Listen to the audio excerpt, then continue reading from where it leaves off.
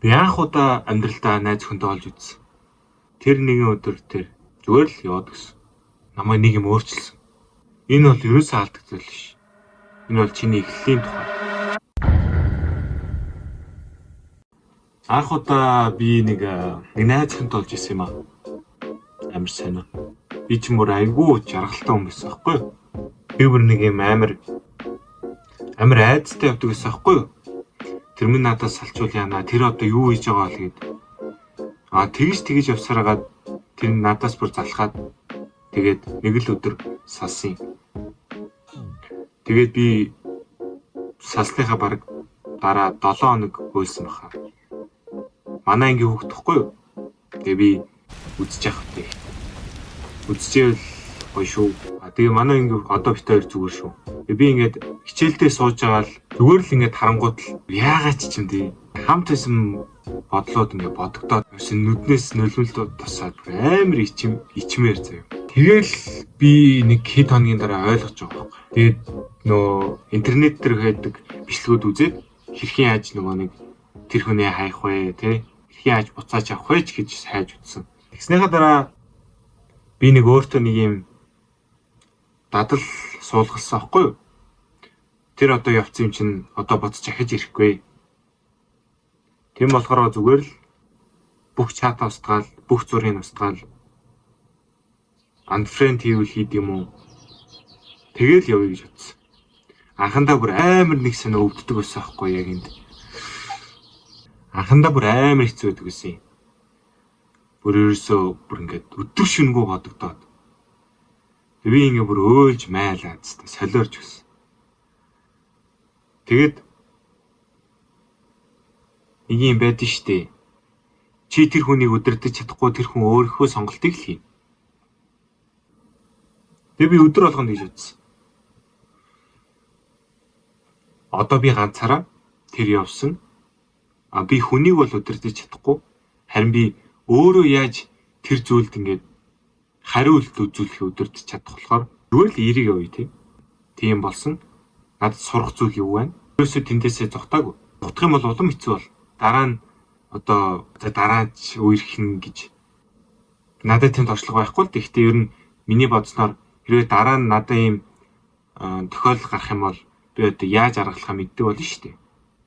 Тэгээд угаасаа салж масныхаа дараа тэр зүйлийг ингээд мэдрээд тэгээд ингээд гарах ёстой. Тэгээд гарахгүй бол угаасаа муу юм тохиолдно. Түүний дараа би тэгээ нэг өдөр өөрийгөө хүлээн зөвшөөрч эхэлсэн. Чи ч гэсэн хүлээн зөвшөөрөх хэрэгтэй баг. Ягаад гэвэл чи өөрийгөө хайрлах сураагүй. Тэгээд тэр хүнээсээ салахаараа өөрөө хин чиш болоод байгаа юм шиг яг тэр хүнд л ганцхан зориулж чи амьдраад байгаа юм шиг болдог байхгүй юу? Би ч гэсэн тийг санагдчихсэн.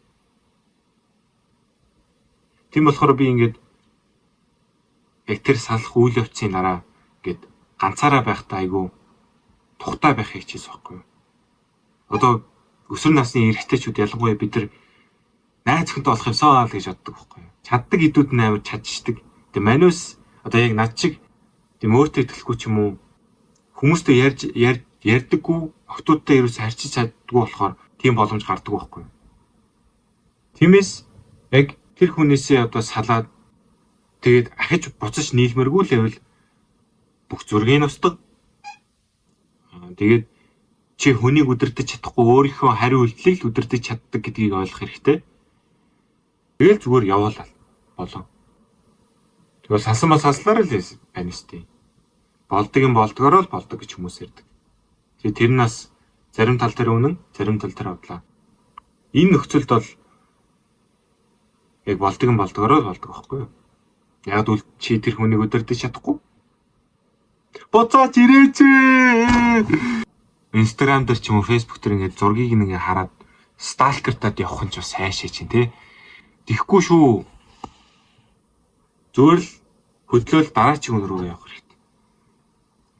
Тэгжэл чи ханаа болох нь гэх юм хайшаа. Одоо яг би зүгээр л яг салс хүмүүсээс сураад хүмүүсээс хэлсэн юм ингээд толгой дотроо ингээд ухаарад гарч байгаа болохоор яг ингэж ярьж байгаа. Тэр нь бодоод үзэхээр сонирн байгаа зү. Дэлхий дээр бүр амар олон охтууд байгаа. 3 тэрбум. За бодоод үзье. 60 хүүхэд одоо 70 хөгшөд гэх юм бол байж та тэрбум охин биш. Тэрбум охин биш төв охтууд биш төв. Энэ дэлхийн охтууд дээр дутхгүй. Зүгээр л хаяал гараач хараа go. Заяаны хань зам дээр. Тэгээд тэр миний ихнэр болох байсан. Болох байсан бол одоо болцсон байгаа. Энэ зүйл тэгээ болдог л зүйл. Амьдралын нэг хэсэг. Гэтэ эзэж бууж өгч болохгүй.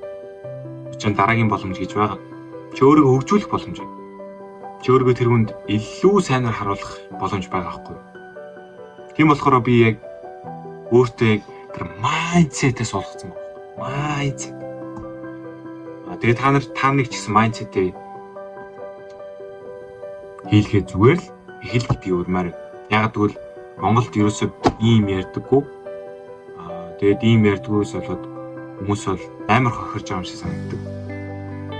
Тэгээд юм сурсан бол лайк, subscribe, comment хайр хийж байгаа да.